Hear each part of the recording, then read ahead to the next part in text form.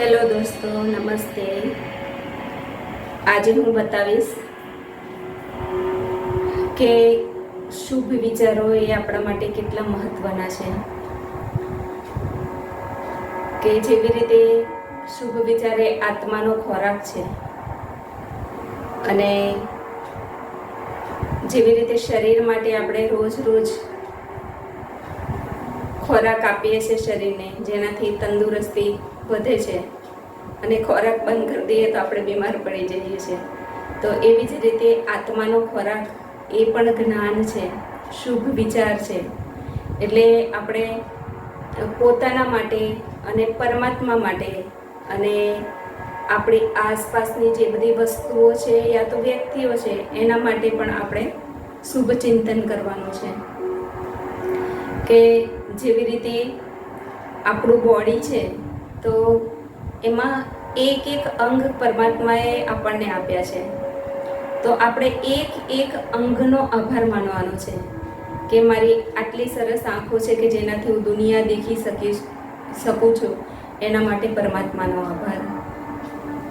મને હાથ પગ આપ્યા છે કે હું કામ કરી શકું છું, દોડી શકું છું, ચાલી શકું છું, તો એના માટે પરમાત્માનો આભાર. તો જેમ જેમ આપણે કૃતજ્ઞતાની લાગણી અનુભવીશું પોતાના માટે અને આપણી આસપાસની વસ્તુઓ યા તો વ્યક્તિઓ માટે, તો એ એક ધીમે ધીમે શક્તિશાળી બનતું જશે અને આપણો અહંભાવ છે એ ઓછો થતો જશે.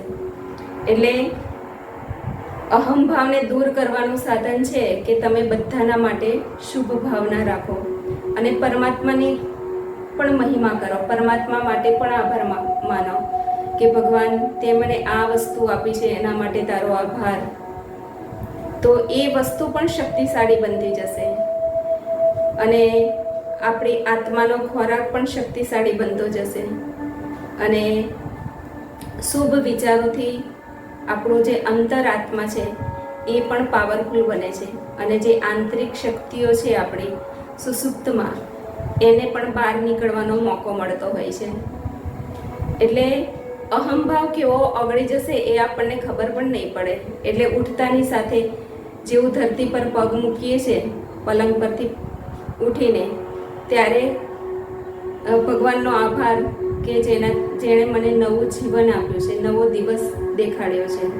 કેમ કે કેટલાય માણસો છે કે જે ઊંઘવા પડે છે અને સવારે ઉઠી પણ નથી શકતા, હંમેશા માટે આંખ બંધ કરી દે છે, દુનિયા છોડી દે છે.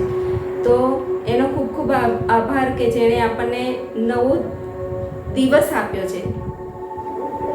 તો આ રીતે હરેક ચીજ માટે આપણે આભારની લાગણી વ્યક્ત કરવાની છે અને પરમાત્માના ગુણો ગાઈએ તો આપણે કહીએ છીએ કે ભગવાન તું શાંતિનો સાગર છે તો હું તારું સંતાન શાંત સ્વરૂપ છું.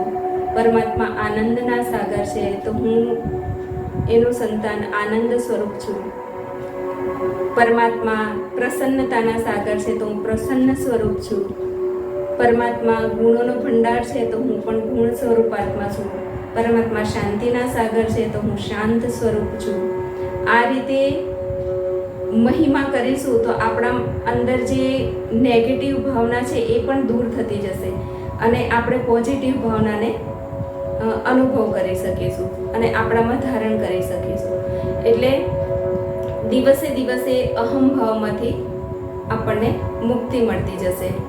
તો એક ઉદાહરણ મને યાદ આવે છે કે એક જગ્યાએ વાંસનું એક ઝુંડ હોય છે અને એની બાજુમાં એક આંબાનું ઝાડ હોય છે. તો વાંસ તો જલ્દી લાંબો થતો જાય છે અને આંબાનું ઝાડ તો એટલું જલ્દી વિકાસ નથી થતો, જલ્દી મોટું નથી થતું. તો વાંસનું ઝુંડ છે એમાંથી વાંસ બોલે છે આંબાને કે દેખ હું કેટલો લાંબો થઈ રહ્યો છું અને તું એક છે કે જે એવો ને એવો નાનો ને નાનો જ રહેશે. અને દિવસો પસાર થતાં જ્યારે વાંસ છે એ પીળો પડવા લાગે છે, એ પાકી જાય છે ત્યારે અને બહુ જ હાઈટ વધી જાય છે.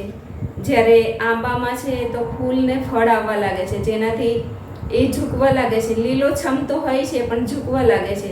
ત્યારે પણ વાંસ ત્યાંથી બબડે છે કે દેખ હું કેટલો ઊંચો છું અને સોનેરી કલરનો, કે મને દૂરથી લોકો દેખી શકે છે અને તું એક નાનો ને નાનો જ છે કે તને કોઈ દેખી પણ નથી શકતું. ભલે તારા ફૂલ આવ્યા છે, ફળ આવ્યા છે, પણ તું નાનો ને નાનો છે. ત્યારે પણ આંબો કંઈ ખોટું નથી લગાડતો, એ તો એની સરાહના કરે છે કે હશે કુદરત જે આપે છે એમાં ખુશ એમ. તો એકવાર એક પરિવાર હોય છે, એ વિસામો કરવા માટે દૂરથી જતા હોય છે. તો ઠંડકનો અનુભવ કરવા માટે યા તો વિસામો કરવા માટે એમ જગ્યા શોધે છે. ત્યારે એમને આંબાનું ઝાડ દેખાય છે. આંબો તો ફળ ફૂલથી ભરેલો હોય છે ને એકદમ લીલોછમ હોય છે. એનો છાંયો પણ ખૂબ જ સરસ હોય છે. તો એ આંબાની નીચે વિસામો કરે છે અને ખાવાનું બનાવવા માટે વિચારે છે. તો જુએ છે કે આજુબાજુ જ્યાં સૂકા લાકડા હોય કે જેનાથી આપણે ખાવાનું બનાવી શકીએ, ત્યારે જુએ છે કે આ જે વાંસનું ઝુંડ હોય છે એ એકદમ સુકાઈ ગયું હોય છે. તો વાંસના ઝુંડને કાપીને લાવે છે અને સળગાવે છે અને જેનાથી જમવાનું બનાવે છે. ત્યારે પણ સળગતા વાંસ બબડે છે કે તું તો દેખ એવો ને એવો જ છે. ત્યારે આંબો છે એ વિનમ્રતા ભાવથી કહે છે કે અહંકાર નહીં રાખવો જોઈએ. જે ભગવાને જેને જેવું આપ્યું છે એમાં ખુશ રહેવું જોઈએ. તો આ રીતે આપણે પણ નમ્રચિત બનવાનું છે. તો આપણે કહેવત પણ છે કે નમ્યા તે સૌને ગમ્યા. એટલે નમ્રતા ભાવ આપણામાં લાવવાનો છે, અહંકારને આપણે દૂર કરવાનો છે. તો આ રીતે હંમેશા આપણે કૃતજ્ઞતા ભાવમાં રહેવાનું છે કે જેટલી પણ વસ્તુઓ આપણી છે, દાખલા તરીકે તમારી પાસે બાઇક છે યા તો 4-વ્હીલર છે, તો એના માટે પણ ધન્યવાદ.